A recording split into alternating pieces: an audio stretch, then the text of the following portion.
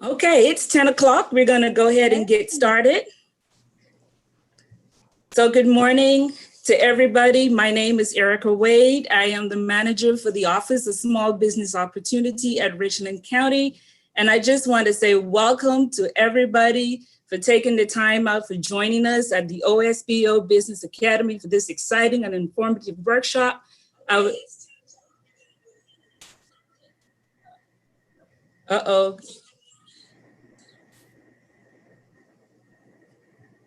You good? Okay, that was our live stream giving me a feedback. I'm sorry about that. But like I was saying, welcome to everybody for being here this morning. I want to say a special thank you to our director, Ms. Chris Kiefer, and the GCS team. Also, I want to say a special thank you to the OSBO team, Ms. Michelle Rosenthal, Ms. Cheryl Cook, Ms. Margaret Jones, and also to our panelists, Mr. Tom Ledbetter and Ms. Rosalind Goodwin. I would like to take this time also to recognize the staff and students from Lexington District 1 and the staff and students from the CTE of Richland District 1. Thank you so much for supporting and joining us. Just a few housekeeping. Please make sure that you keep your screens on mute out of respect for our panelists. If you have any questions, we have a chat box at the bottom of the screen, and we strongly encourage you to please interact. Put your questions in here. We have our OSBO team that will be monitoring the chat, and we will make sure that your questions are answered. Also, we want to let you know that this workshop is being aired live on the Richland County YouTube page. So if you want to go back and listen to it again, you're more than welcome to go back and listen. At this time, I want to turn it over to Ms. Margaret Jones, who's our compliance and certification specialist, and she will give an overview of the Office of Small Business Opportunity. Ms. Jones.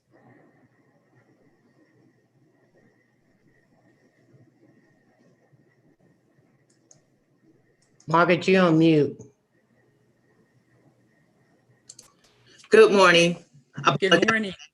Margaret Jones, Certification Compliance Specialist for Richland County Office of Small Business Opportunity.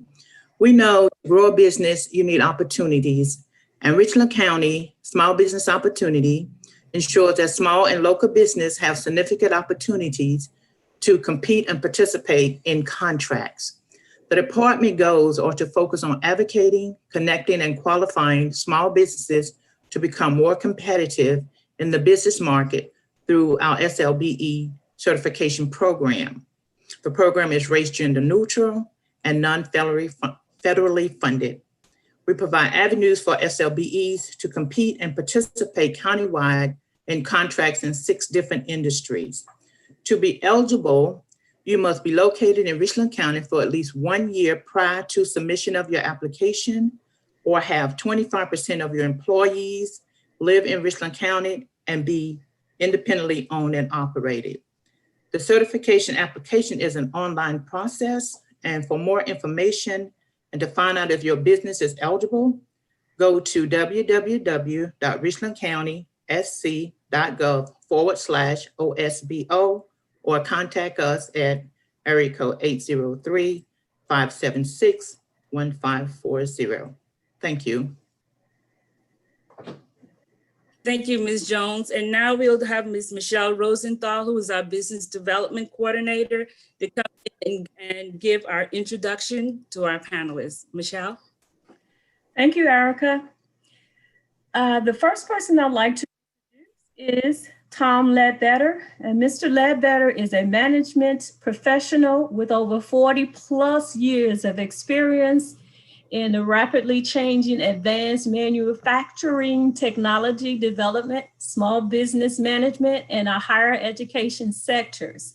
Since 2003, Tom has been an employee of Richland Technical College in Columbia, for most recently being named the Associate Vice Provost for Entrepreneurship and Support. Mr. Ledbetter also owns his own business, Next Phase LLC, which was established in 2002 as a small business consultant. He's a graduate of the University of North Carolina, Chapel Hill. He's also the facilitator, a certified facilitator and administrator for the Fast Track series of the entrepreneurship training, which most of you may already know him from his Fast Track program. And lastly, Tom is a devoted husband of Cindy, and they really enjoy life without children. Yay! Me too, Tom. He is also an expert on a honey-do list. An accomplished Mr. Fix-It, and an avid but not good golfer, and a new grandfather. Now, one other person, let me introduce you to Rosalind Goodwin.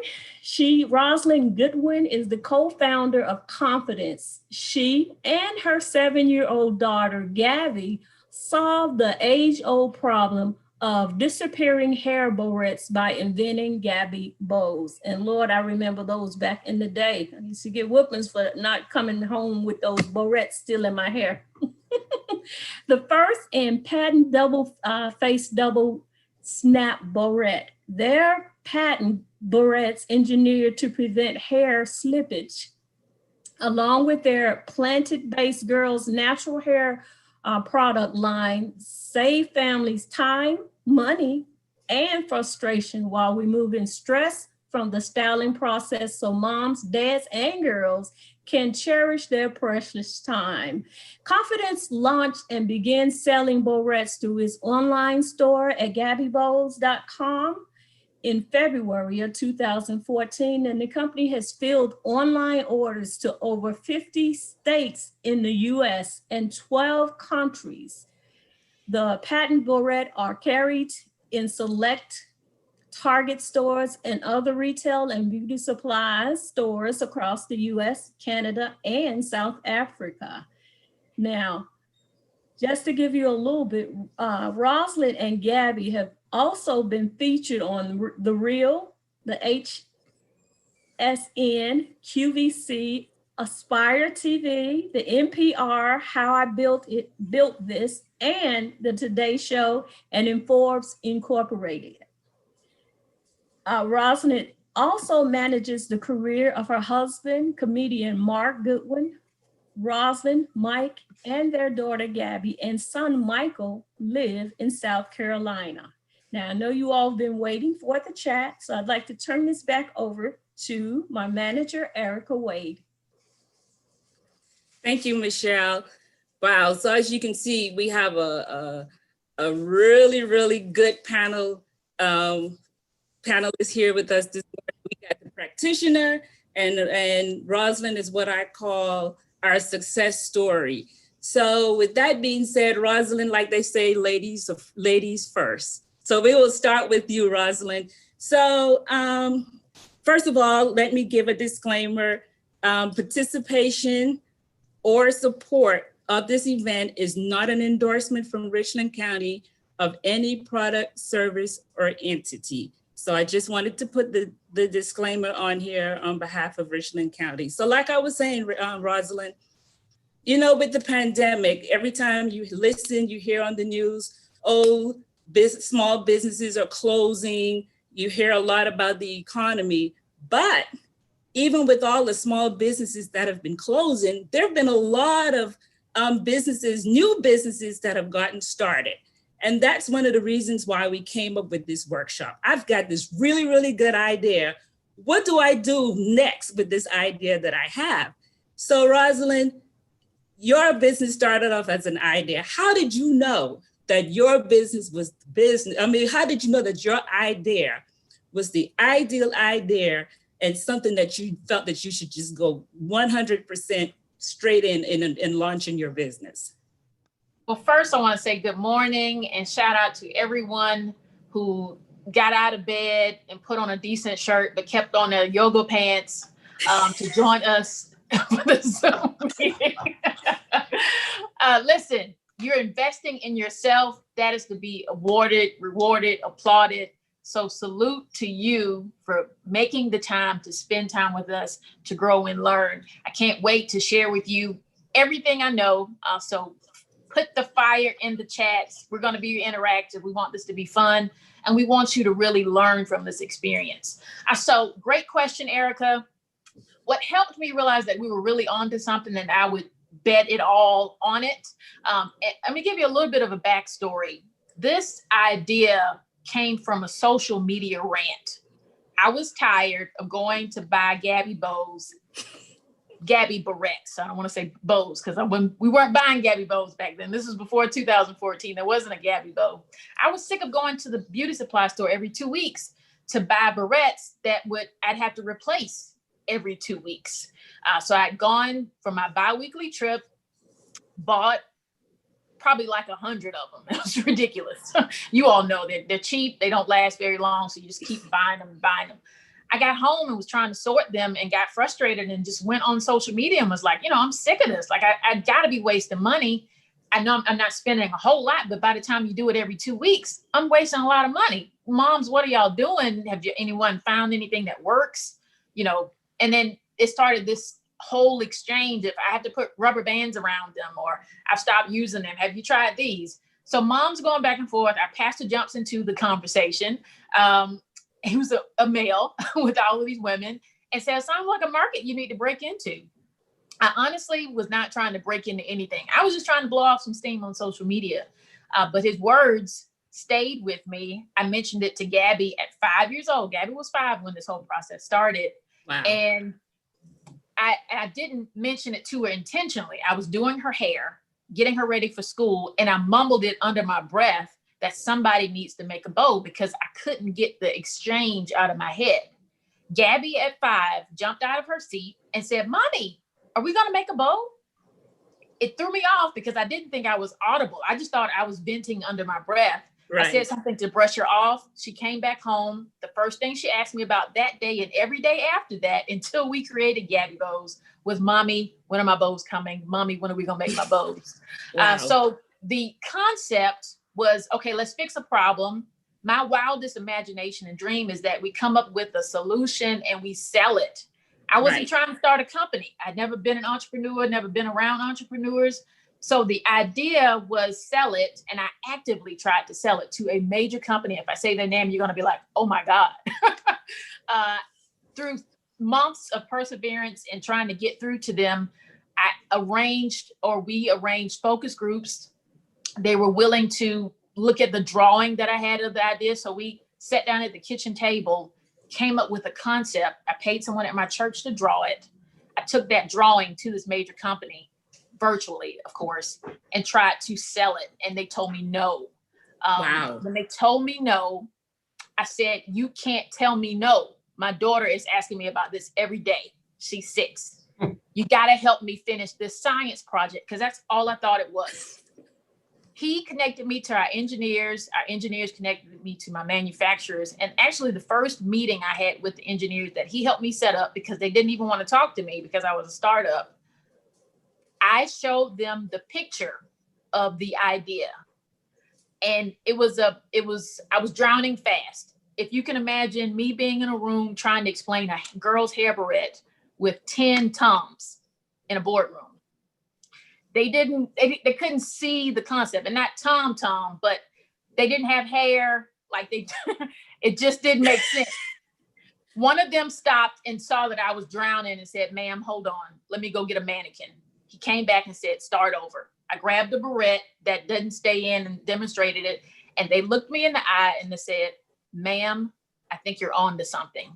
Wow, that's awesome. That is when I knew we were on to something. Wow. So Tom, from a practitioner standpoint, how do you know that your idea is good? How do you know that you got that idea that you should just go full speed ahead with it? The first thing that you work with is the idea itself. And an idea is like its own energy source. I mean, an idea will light up a room, right? It will light up your room. Right? That's its biggest strength. Its biggest weakness is it's your idea. And Rosalind very eloquently, moved straight into when she said focus groups, right? The way you know you have a good idea is not whether you call it a good idea or not, but whether your identified consumer of that potential product sees it as a good idea. When she demonstrated that product and they saw the demonstration and then said, ma'am, you're on to something. That's what an innovator looks for as a response in doing primary research. Primary research is research done with the potential consumer. So you can't sit in your room by yourself and say, this is the best idea since sliced bread, and then spend all your money moving it to market without going and talking to someone who's going to consume the product. And this goes along with what Rosalind was talking about. There's a concept out there called the innovator's mantra. And we've all said it at one time or another in dealing with something in our lives. And it goes something like, geez, there's got to be a better way to do this. And that's the jumping off point for the idea. The landing point for the idea is squarely in front of someone who's a potential buyer of that product. And you don't ask folks whether they're interested in the product or not, all right? Because, if you're talking about interest is cheap, everybody can be interested. And if you're talking about ham and eggs, there's a difference between interested and committed. If you're talking about ham and eggs, the chicken can be interested in the process, but the pig's got to be kind of committed to it. All right. So there's a difference there. So you don't ask folks, are you interested in this? You ask them, is this of value to you? Because you've got to get your idea in front of these folks and get a value statement from them that you work on. And that value statement is the driver of your pricing considerations and what will the market bear, and they say, is this of value to you? And they say to you, why, yes, it is. Well, what would you pay for this? And if they say, well, I think this is great. I would pay $5 for a package of this solution. Well, at the front door, if you know it's going to cost you $10 to provide that solution, you don't have a business, right? Because your consumer doesn't value the product where it needs to be. When I have an idea, one of the hardest things to handle in the business that I do, and which is practitioner and helping folks along the way, is getting this whole concept of an idea on behalf of the idea generator down to a controlled burn instead of a flash. Okay. I've got to, the first thing you got to do is not run out and get it packed. Did not run out and make 1 million of them and try to get to the marketplace with it. The first thing you do is you sit down and you say, what is valuable? You get a definition of what is valuable. What's the value proposition? I want to use that word, the value proposition of this. And from the value proposition, you identify likely consumers. All right. And Rosalind did this. She said, well, folks, young ladies over 12 aren't going to be buying these barrettes. All right. So if that's my target customer is 6 to 8 year old females, where am I going to find them? And where do they shop? And what are the demographics of that group? Most folks with an idea run right past the necessary research that has to be done at the front door. If you're not going to do the research, if you're not willing to take the time to think about your business model and put it in place, I'm going to advise to you to save your money and go to work for somebody else.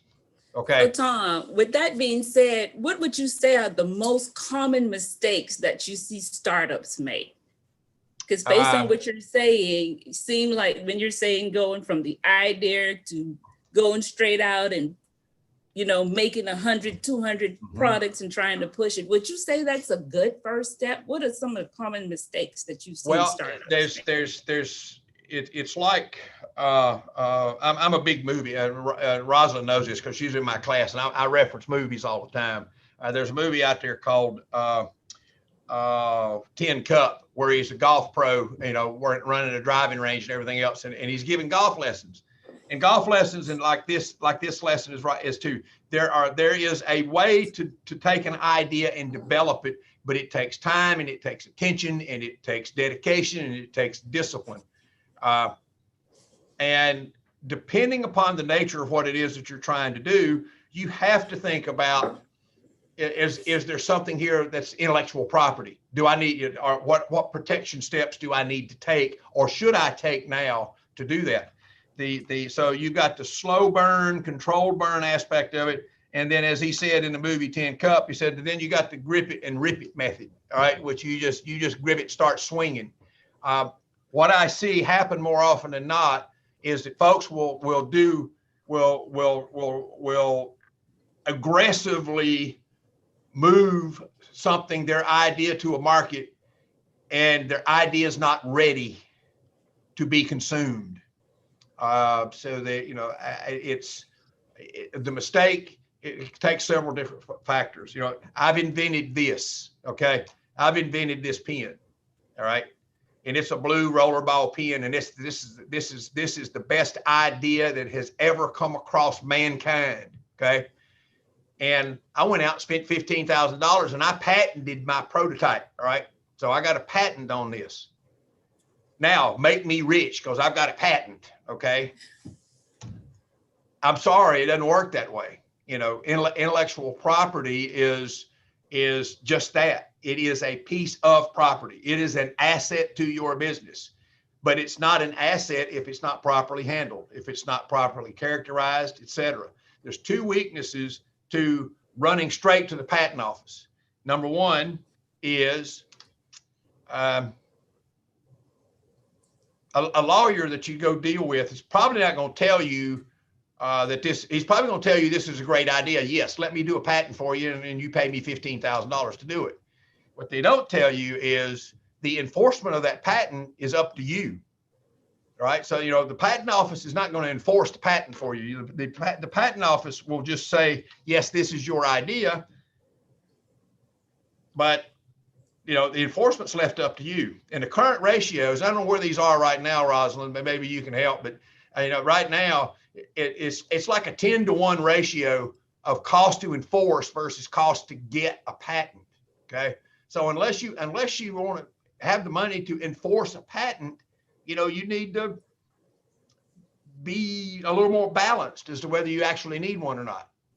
You can use other things. You can use a provisional patent. You can do that for $120, okay, and preserve your right to as first to list is run now, and that would be to be the first to file, okay, and that gives you a year to work with it.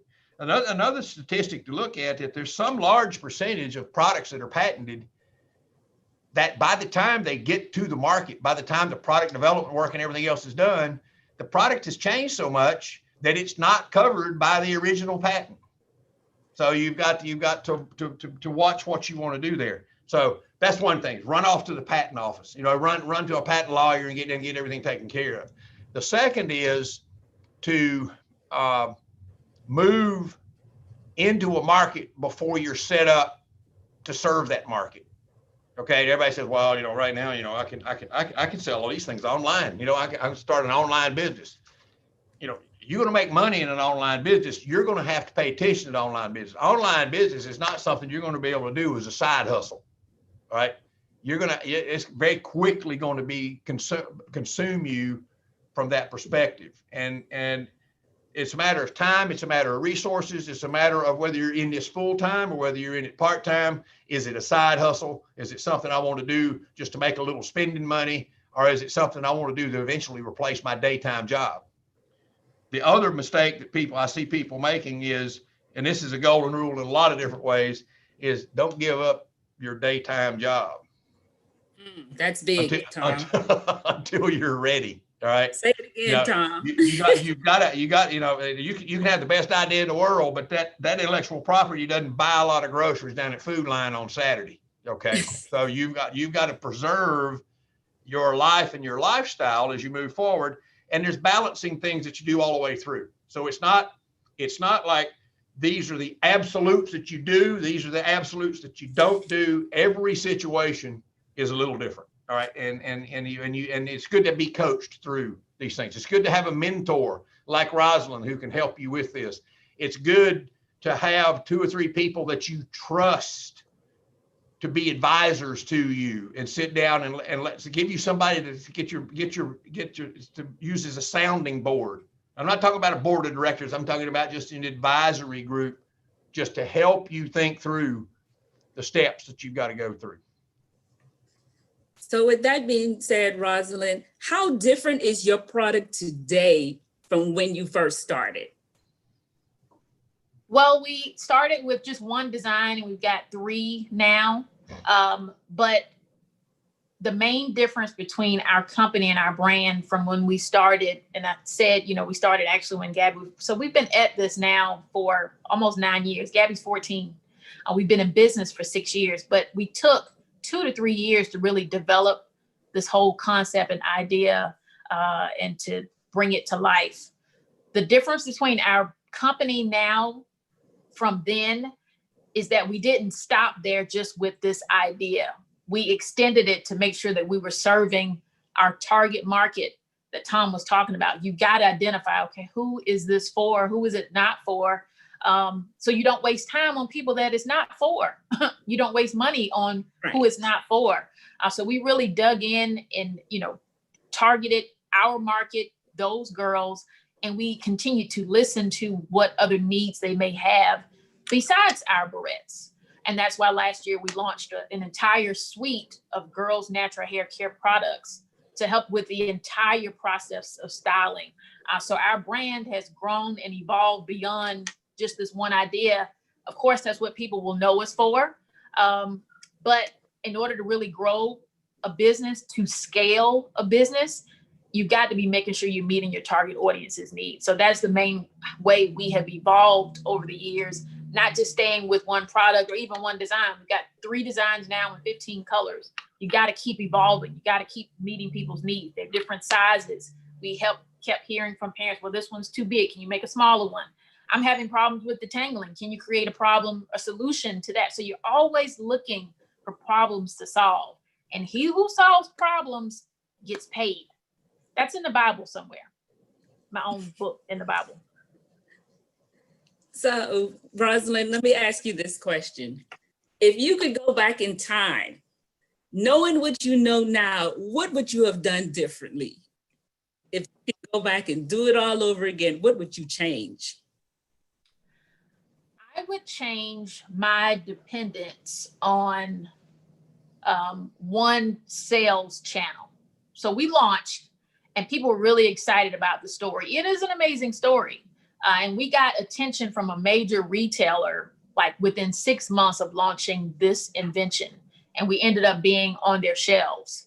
But I had no plan outside of that if it didn't work out. And it didn't work out. We were not ready for retail at that time. We didn't have our margins together. We were literally paying this major retailer to have our bows in their store. Let me repeat that again. You can be so excited about being in retail. If the numbers don't work, you will be paying the retailer to have your product in their stores. Wow. So it's not something to jump into. So we were losing money and had nothing. What was the major company you contacted? Major company to sell the idea or major company? Can you just make sure we clarify? I see that question because I do want it to be interactive. The major company we went after to sell our product to was Goody. And we actually made through 3 focus groups of them considering having Gabby bows as part of their accessories, if that's your question.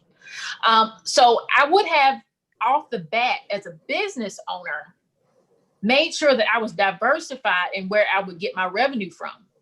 And now our main thing is having our own platform, my own website. We had a website, but we weren't focused on online sales.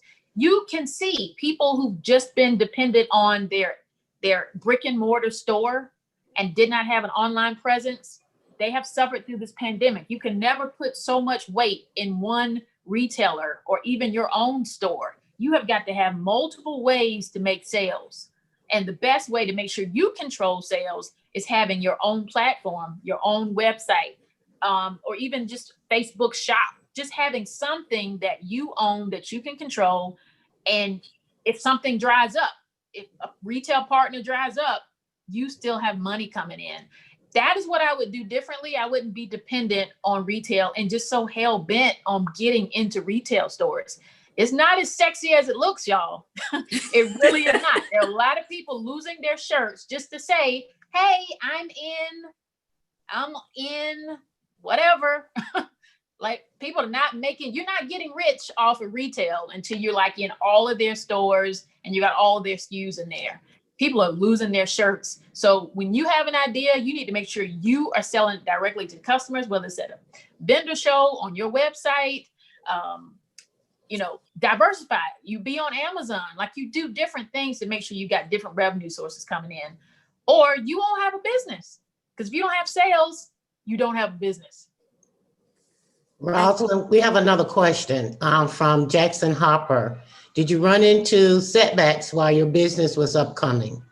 Oh, absolutely. I still run into them. Listen, I tell people all the time, when you are blazing a trail, you want to quit at least 2 times a week, or you're not doing anything. Like, Wow. You just playing around. If you ain't thinking about quitting, like, man, this is crazy, I don't want to do this no more. If you're not having that conversation with yourself twice a week, you ain't really doing nothing. So there are continuous setbacks. I mean, I can quantify how many setbacks we've had. We have been number 2 or almost about to win at least $85,000. That's a setback. 10,000 here, 50,000 here, 20,000 there. So there are always setbacks. There are people who reject you. You record for a TV show and it doesn't air, or you record for a show and you don't make the finals cut. I mean, so that is part of entrepreneurship. It is just riding it out, being determined to push your idea forward.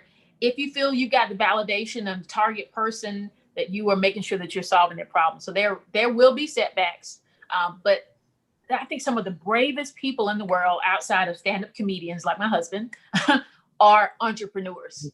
They are amazing. They are resilient. And I know you all are here on the line, so don't quit. Don't give up. My daughter speaks often now. One of the quotes that she always says that inspires people is no is just an abbreviation for next opportunity. You got it. That's good. That's good. Say that again, Rosalind. And I quote, it's Gabby's quote. No is just an abbreviation for next opportunity. Next opportunity. I got that. Love it. Love it. So Tom, what type of business development resources are available for startups, and which ones would you recommend in business development in reference to how to do a business plan? When do I seek financial assistance? Can you kind of elaborate a little bit on that?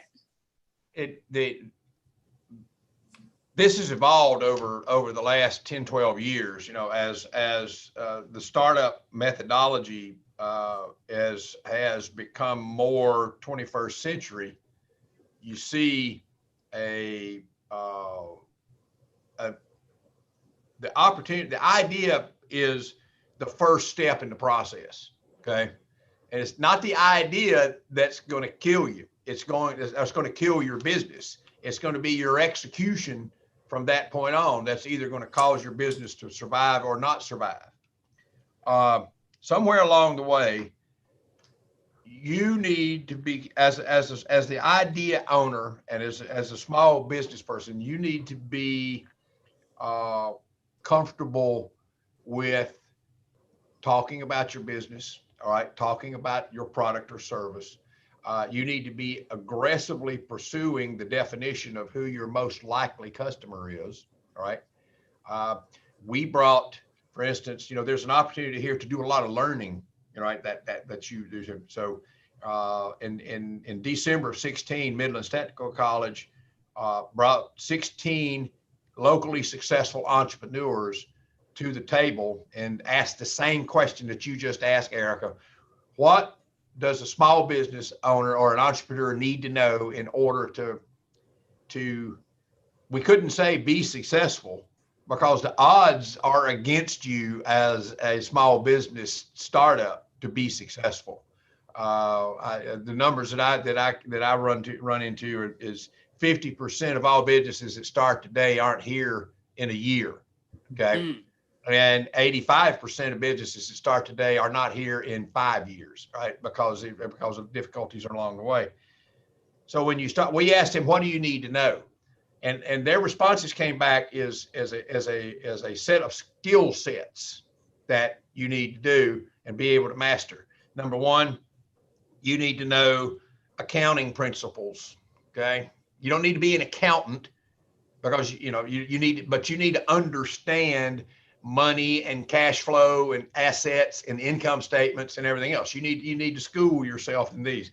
Number two, you need to know something about law, business law, particularly in today's environment, human relations, HR law, etc.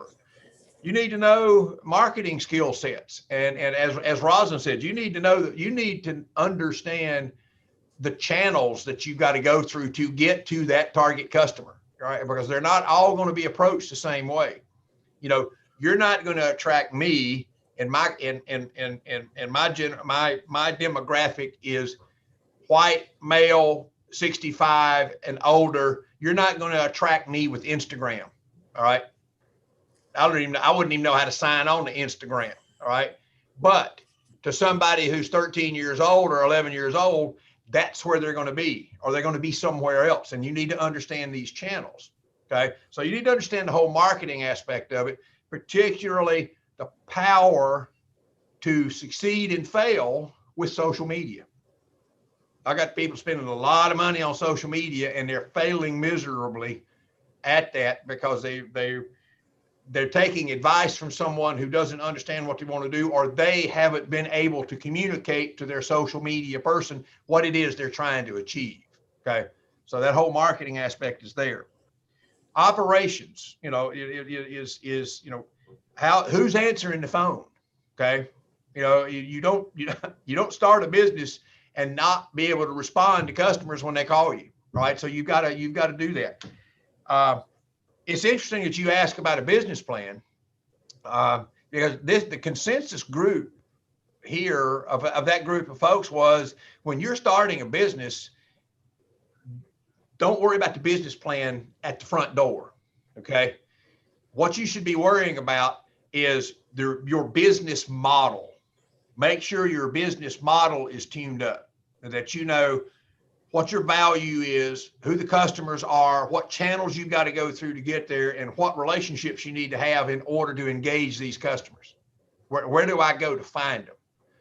Then on the flip side of that, you got to understand, and this is called the business model canvas. These are the questions of a business model canvas.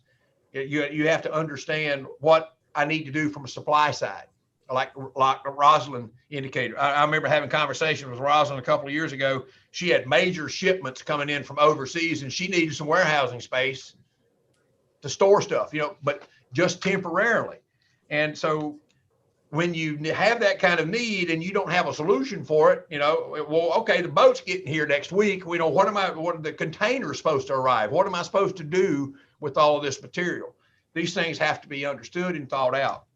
The business plan is something that to the day one entrepreneur who's got an idea and wants to start a business, my definition of them is a business plan is something you're going to need over the next 12 to 18 months, probably. Okay.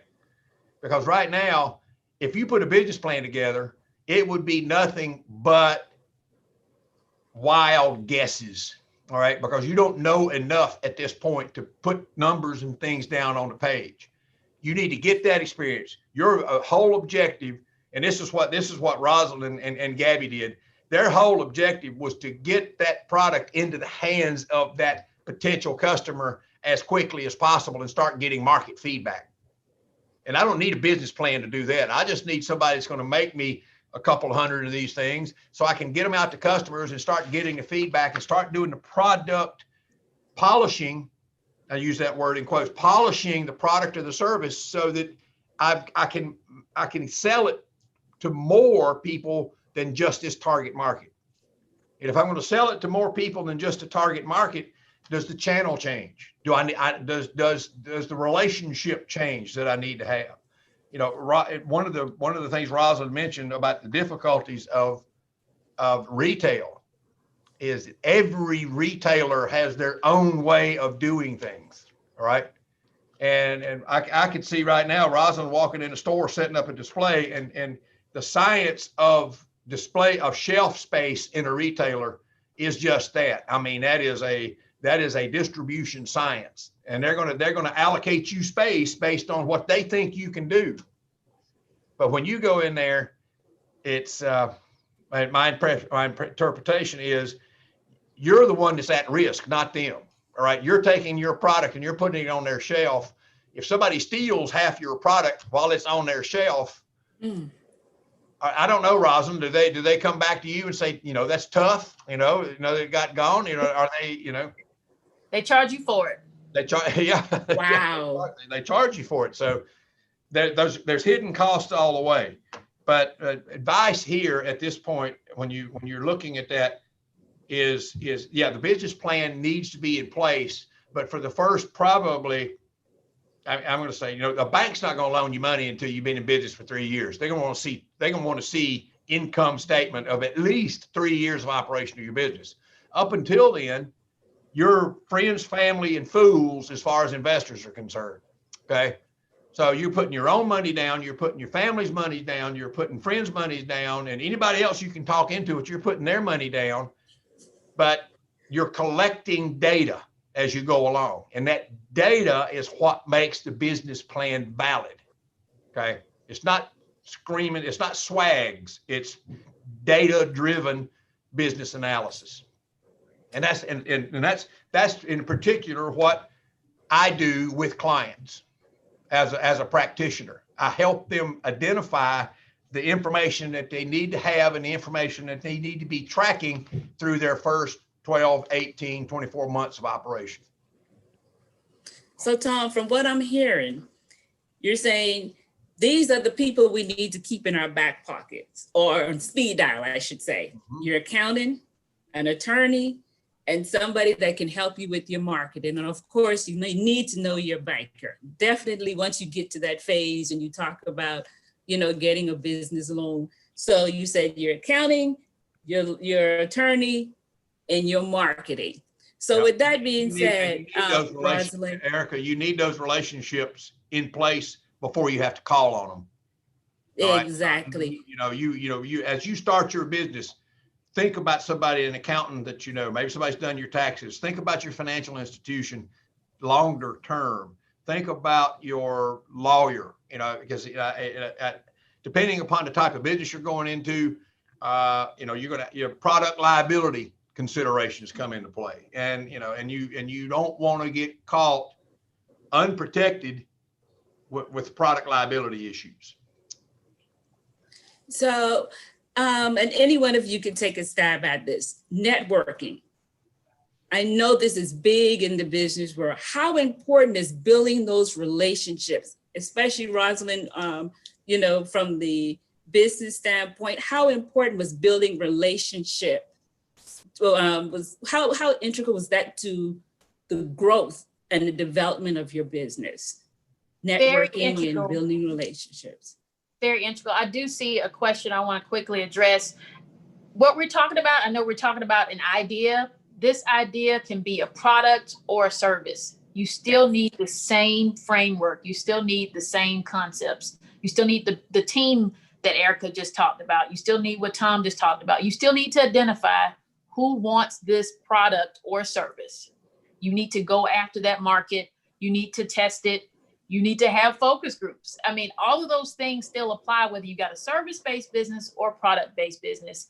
I advise people, there are several mentors that are out there. We got a SCORE mentor at the beginning. SCORE mentors are free. Just go to score.org. There's a Midlands chapter. You can connect with someone who's got business experience. And then, beyond that, if there are other services you need, there are certainly other people that you can contact and work with. But that SCORE relationship was one of the first and pivotal relationships that we had as far as networking. Our SCORE mentor connected us to our first bank that was willing to invest in us through a loan. And it took years. A lot of other banks that we had been doing personal business with, I want to say they laughed at us, but they shied away. They didn't love us that much. We realized how much they didn't love us after we said we got this idea and this product. And we were like, we've been fine for your mortgage, but we weren't necessarily trying to help you start a business with kids. So, Wow. we built a relationship with a new, smaller community bank through our SCORE mentor. He made the introduction. So that's the importance of networking. 1 million cups right here in the Midlands. Gabby presented to them last December. No, I think it was Megan in the summertime. There happened to be someone in the room from Optus Bank. Optus helped us go through an SBA loan process that most people gave up on us and quit because it took 18 months. Most people are not that long suffering. But we met Optus at a networking event with 1 million cups. Wow. So you got to get out there. And I know we don't have face-to-face events now, but 1 million cups is still meeting virtually every week. You can still connect with a SCORE mentor virtually as often as you want to. There's so many different opportunities through Richland County, through the city of Columbia. There's always something going on. Just like today, you are here, you're connecting with people, you're making connections, you're seeing people in the chat. Hopefully you're active in the chat so people can see who you are. But it's these type of relationships that have helped us build and scale our company. Relationships are invaluable. And as we talking about marketing, I see Millie Scott. She dropped her link in the chat and she says she'll be glad to help anybody that with their marketing needs. She does flyers, logos, business cards, websites, and more. So thank you, Millie Scott, for dropping that that marketing piece into the chat. Also, and listen, that's what it takes. yes. Some of y'all are just sitting there not being engaged in the chat. Like she stood out and said, okay, I'm gonna put something in the chat. This is what networking looks like right now, because we're not face to face. We're not shaking hands at the moment. And I did see a question from Tangi. I don't know if you want to make sure that we address that. Yes, Tangi Beatty. She said, can you explain the difference between having a business model and a business plan? Tom, I think you talked about that. I think the major difference that I see between the two is the business plan is the monetization of the business model, right? And I don't think you can put a business, if you're coming from nothing with an idea, I don't think you can put a business plan together from nothing because you have no data to work with.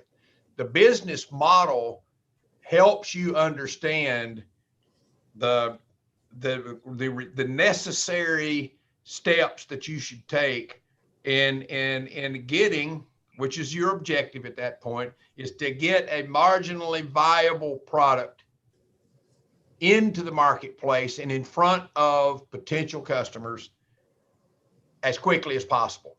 Doesn't have to be finished, doesn't have to be polished, but it needs to be something you can say to them. Is this of value to you? Do you see value in this product or in the service that you're talking about? The model itself, to me, is first, and then you monetize the model to make the business plan. Absolutely. And I mean, there are SCORE, our first business plan, the business plan we even use now, when people ask us for it, it was a free template through score.org, SCORE.org. Free business plan template. We basically put our words in there. The format is the same. We still use it today, but there are a lot of people now that say you don't even need a long business plan like that. Most people are advocating for a 1-page, 2-page business plan. That's basically your business model. How are you going to make money? Who are you targeting? Who wants this? What data do you have to back up to say that they do want this? Business model is definitely primary.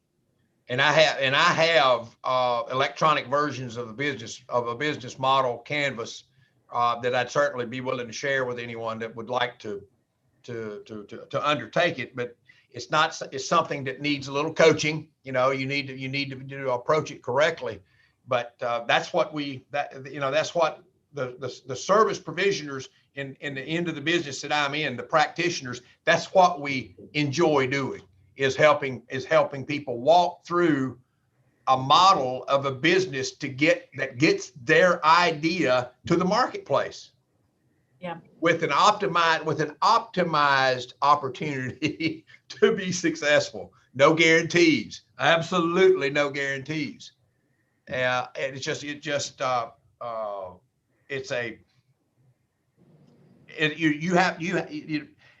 people will say to me, I guess small business owners, entrepreneurs, they're really risk takers, aren't they? And my reaction to that is no. Most of the folks that I know that are successful entrepreneurs are the opposite end of the scale of a risk taker. What they've learned to do is they've learned how to manage risk. Okay, and that makes them optimized for success. Right. You know, Rosalind is probably as conservative a business person as you'd want to run into. But she knows a risk when she sees it, and she doesn't spend her time being scared of the risk or trying to avoid the risk. She spends her time trying to figure out how to manage it to her opportunity. That's good, Tom. I like that. Also, I also want to recognize we have Alan Brown from SBDC, South Carolina Business Development Center. He's also on the call. They're really, really good if you need a mentor or somebody that can go and that can help you. Hey, Alan, just turned his camera on. Thanks for joining in, Alan. I need to echo that too. Alan helped us walk through the EIDL loan process with that disaster relief funding. He helped us walk through the SC Cares grant application as well. He's invaluable. I mean, I start listing names and organizations. Listen, Confidence and Gabby Bowes has used it all. We've been in Fast Track. We've done stuff with the City of Columbia. We've done stuff with Richland County. We've been at all your conferences. Like, there's so many resources here in the Midlands. Don't sit back at home trying to figure out how to do this by yourself. There is help available. There's so much help available. And I do see someone mention something about social. Yes, let me interrupt you. Send me your bill. Okay. And it's absolutely free. That's the other thing too. I'm talking about free resources, invaluable knowledge and experience, connections. You know, I know this person, I can pick up this phone for you. I can make an introduction. And a lot of times that is what makes the difference, that I'm not coming by myself and someone that you don't know. I'm getting an introduction from somebody you already has a relationship established with. I see the question about Facebook or Instagram. You can just Google and see who uses Facebook, who uses Instagram, who uses Snapchat, who uses TikTok. You can kind of imagine what the demographics are, but there's detailed research on who is on that platform. We are targeting a mom who has a daughter with curly, textured hair under the age of 13. She's middle to upper income, college educated, married. Like, you need to know your avatar like that. And we know that she spends time on Facebook and Instagram. So while we may have a Twitter account and we may have a Snapchat, we're not really on there. We spend our time and invest our time on Facebook and Instagram because that's where she is. You figure out who you're after, you find them where they are, and that's the platform that you be on. And I agree with that totally. And I just love the way you said that, because the days of shooting at anything that flies and claiming anything that falls is over. You have to be laser specific with identifying who that customer is and get yourself in front of them, whether it's on an Instagram, you know, for what you're looking at and what Rosalind and Gabby are doing. They've done that analysis, and they know this is where we need to be and this is where we don't need to be. Right. So they're spending their money there and not wasting money over here. And in your startup phase, you folks will say, well, I'm doing a side hustle, so I got a little income coming in. I'm spending a little bit of money, and that's not that big deal. When you get something beyond a side hustle, and you've got money, and this is it. You know, my family can't afford to spend more than $5,000 getting this business, loaning me money to get the business started, and that money. You don't need, somebody asked about credit card, or not credit cards, but business cards and everything else. My golden rule is if this expenditure doesn't lead to creating a straight line from where you are to revenue generation, don't spend it. You can spend it later on. All right. What we find out is that a lot of folks will say, aren't these great looking business cards? I did that. All right. You know, in my first business, I had a new PC and great business cards and all this other stuff. And my wife identified for me, and I didn't have any customers. I was spending more time admiring the attributes of being in business for myself than I was actually generating business for myself. You've got to be out there. You're from the day that you put your foot down as a business owner and a small business owner, you are also the chief officer for sales for your organization. And nobody's going to sell it except you.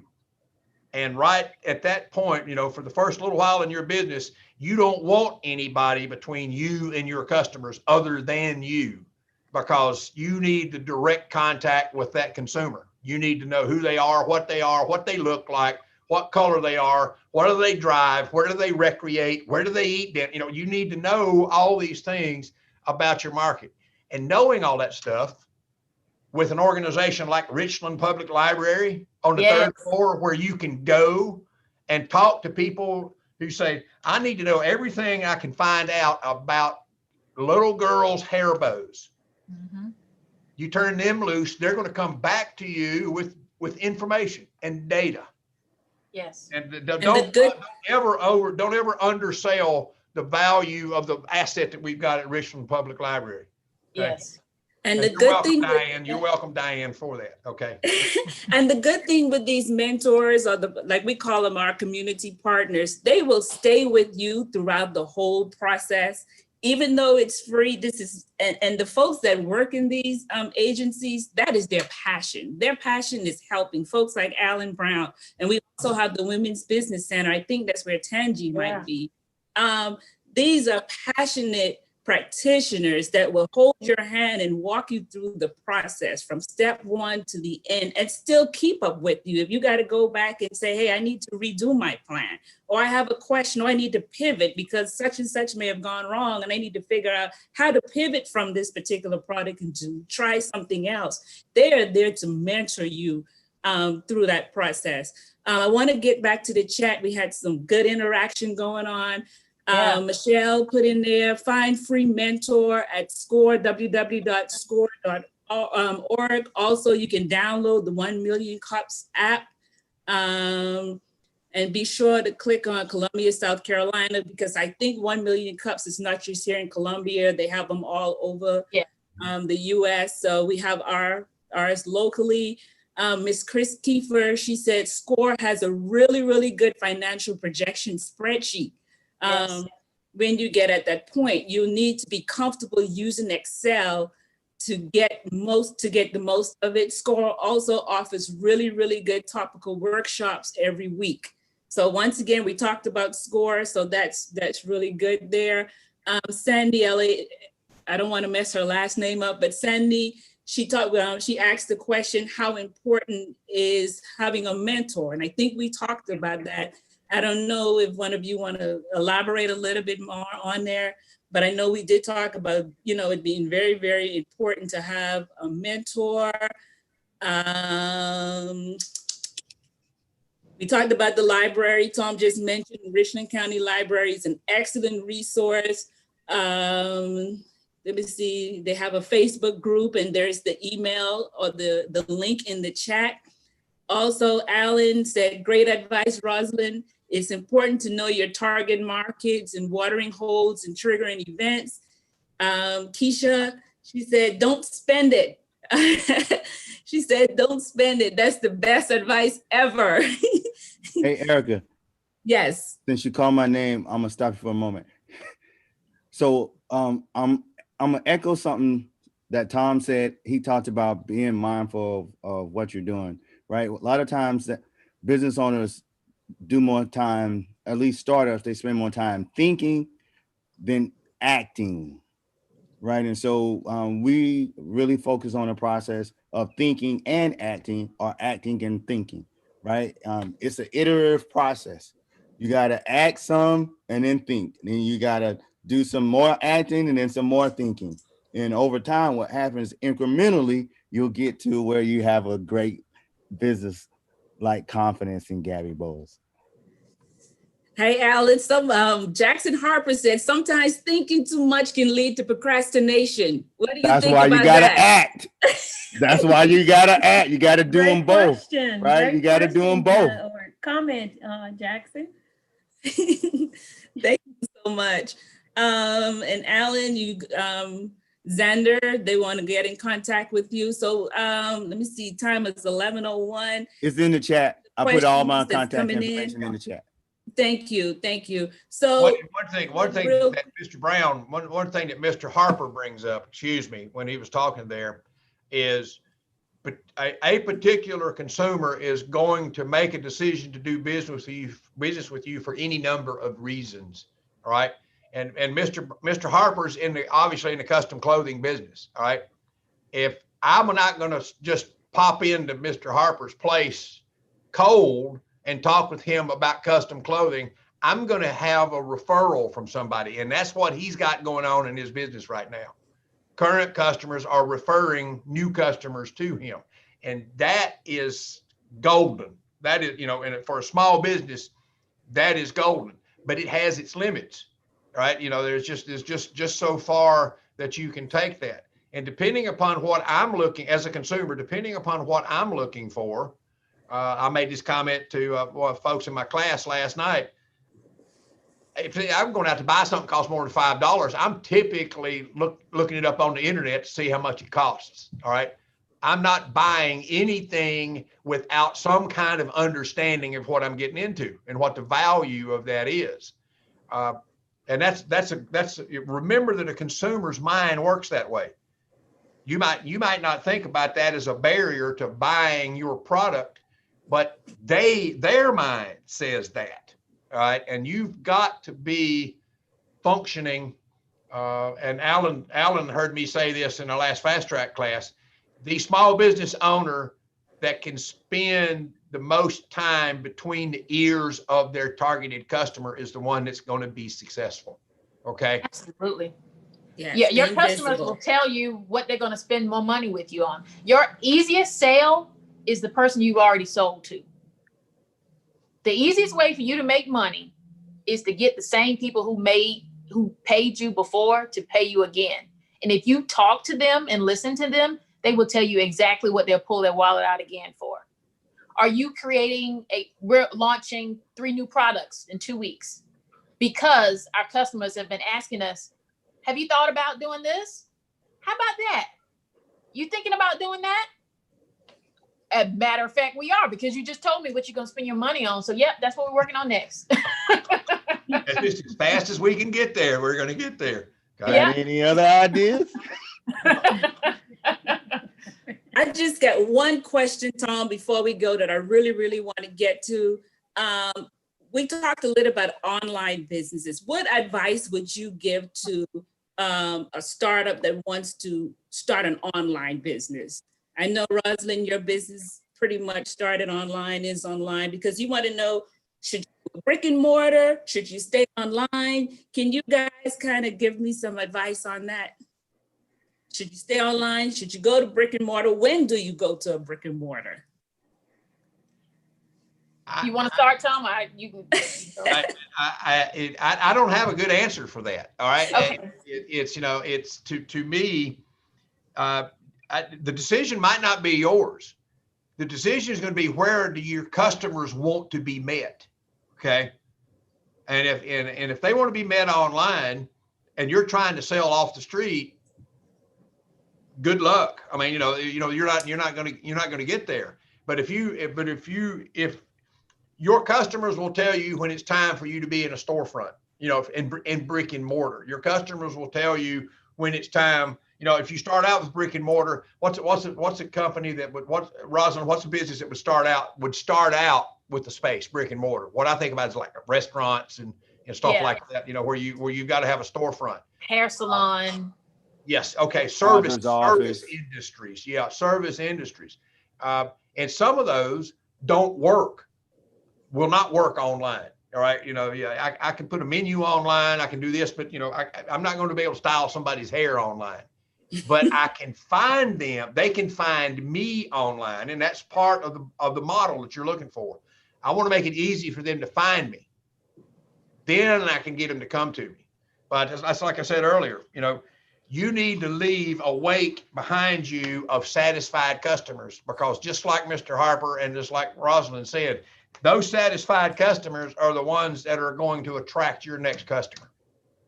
Yeah. And I will say that regardless of whether your business is a service-based business or product-based business, you need an online presence. You need your own owned platform. You need a website, even if it's just one page. That's the way people will find you. If the pandemic has taught us nothing else, you need an online presence. Through social media, a website, Facebook has made it very easy through Facebook Shop. You can create your own website on Facebook for no additional cost. So you need an online presence. And even, you know, we work with a salon owner. You've got to even involve your business beyond, you know, just strict brick and mortar. She is offering consultation classes online. She's teaching people virtually. Like, you've got to innovate. You can't stay stuck with your first idea, y'all. You got to keep growing. You got to keep listening to your customers. You got to keep meeting their needs. You got to keep solving problems. So even if you're brick and mortar right now, you know, you got to evolve. What can I do digitally? Can I share a workbook? Can I do a webinar? Can I do a workshop? Can I teach people online? Can I teach people what I know? I've got a friend who, and the importance of mentoring, I'm not in Columbia right now. If I were, I'd be hanging out with Tom right now. But I am with my business mentor, and this is a paid business mentor for a meeting. But I am in a mastermind with the child care owner. Now, if nobody got hit as hard in the pandemic, it was child care owners. I was literally in a meeting with her, and all of her child care centers, because she has multiple ones, were being shut down while her state was being shut down. She has had some of the best months in business since then. Wow. With no census, because she did digital workshops. She released ebooks with other child care centers. I mean, there are ways to still prosper in a pandemic.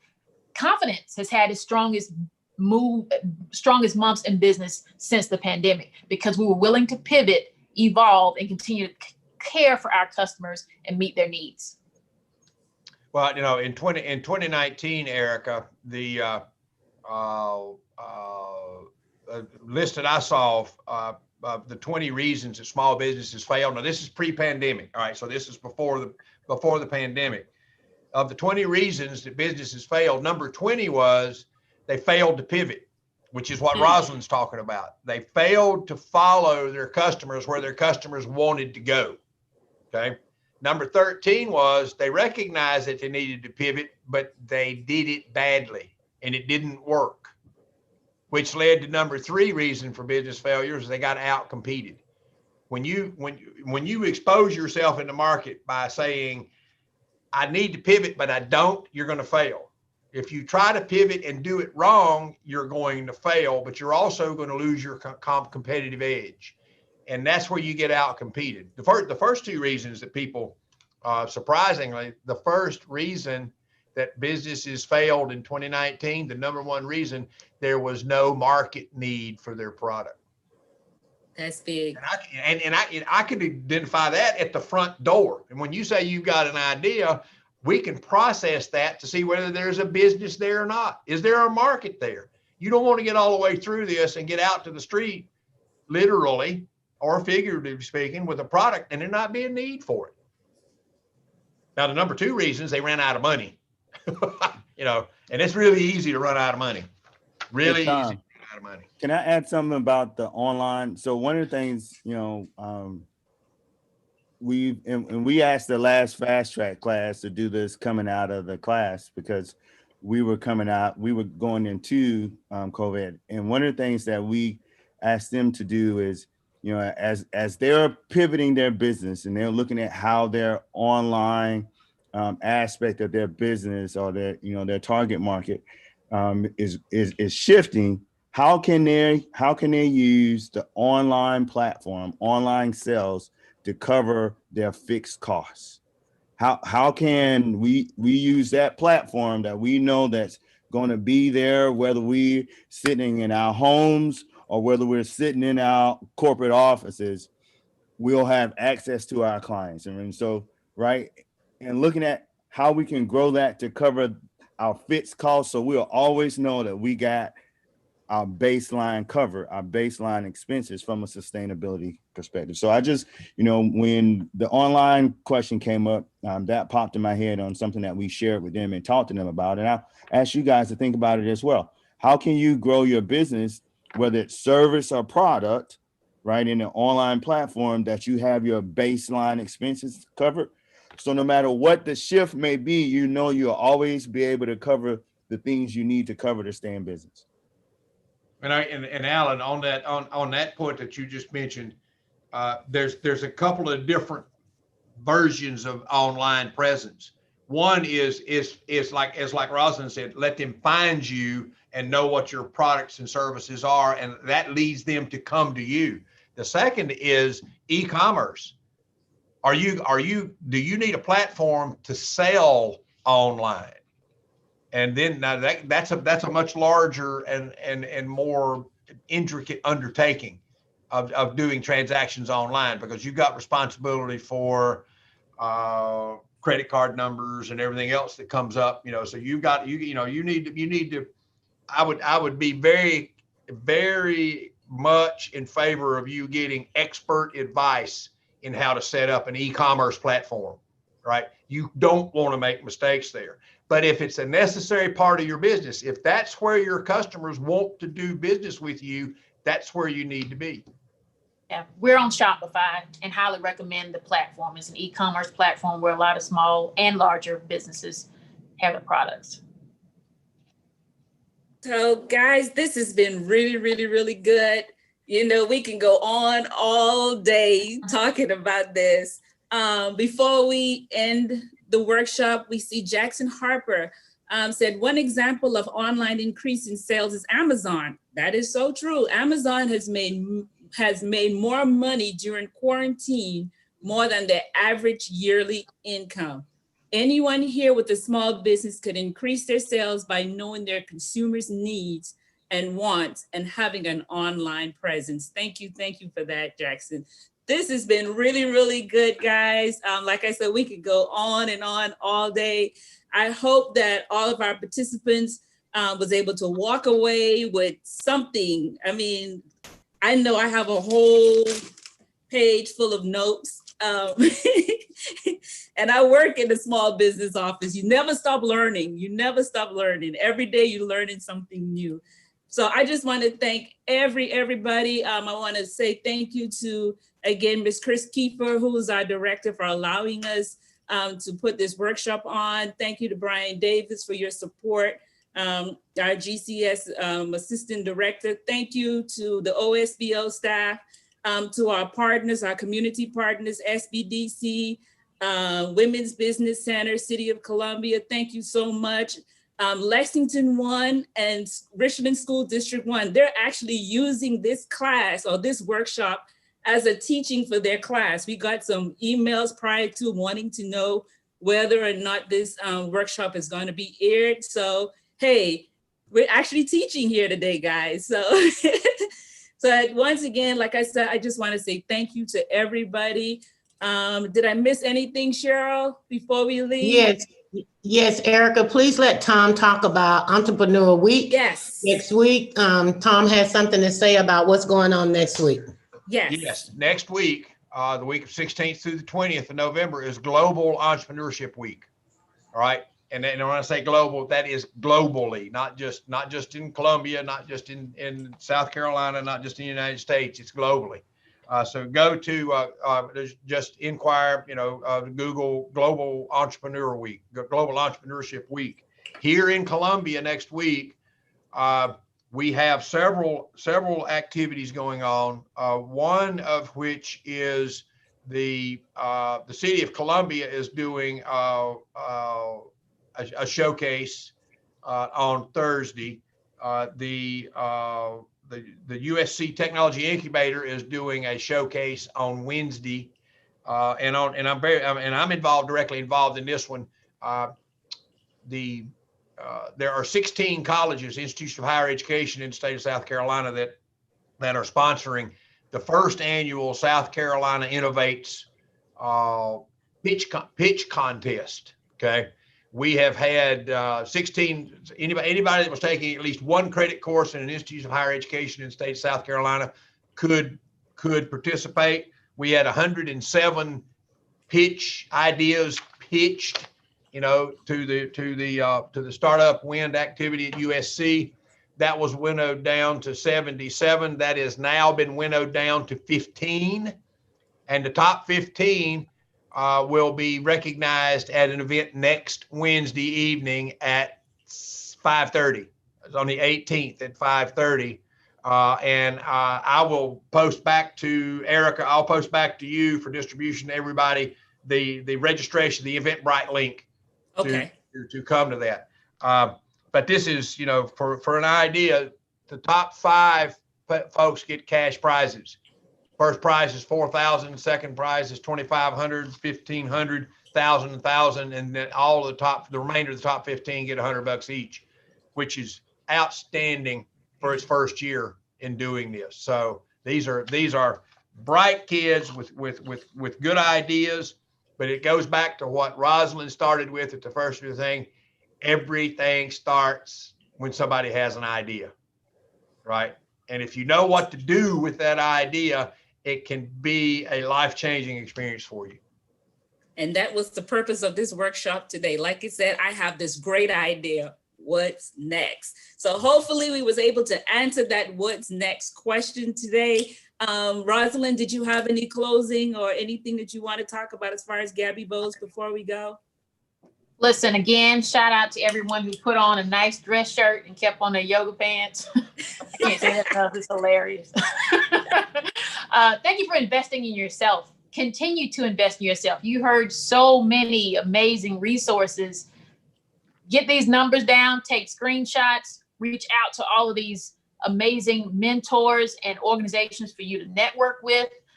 Connect with us. You can connect with us at GabbyBowes.com. That's GABBYBOWS.com. We've got a contact us block there where you can see what we're up to. Sign up for our email list so you can see all of the new things that we are continuing to solve problems for our customers with. And I'm always happy to help you. So reach out to us again at GabbyBowes.com. And congratulations for investing in yourself and your success this morning. Thank you. Hey, Erica, I have one comment I'd like to make. Actually, Sure. Tom, can you please put your information about the Global Entrepreneur Week in the chat box? And then for those of you who are not aware of how to save the chat box with all that good information and questions in it, look up when you open up the chat there on the bottom right, there are 3 dots. Just click on those dots and you will see at the very top, it'll say save chat. So that's how you can save it. It'll download to your computer and then you'll have all the information. Thank you, Erica. I don't have that information right here in front of me, but I'll get it back to Erica so that she can get it out to everybody. Okay. All right. Thank you. So before we go, does anybody have any questions? Any questions? Come on, Jackson.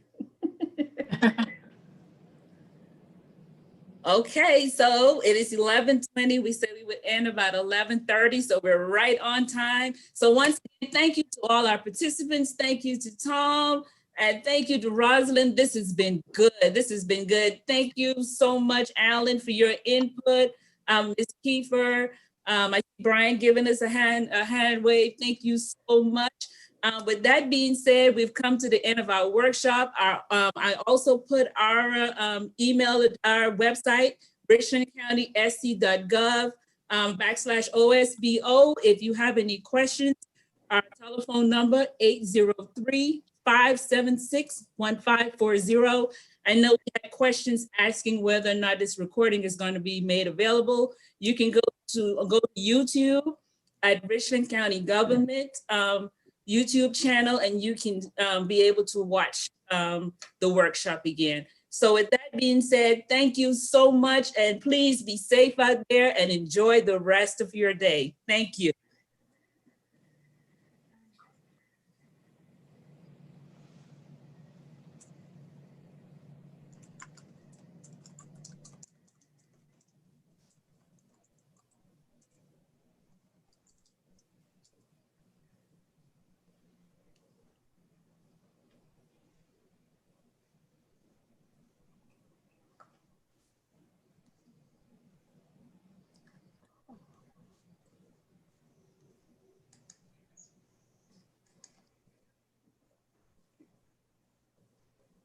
OSBO, can we stay on? No, we can't. You have to stop recording and let us do a new one.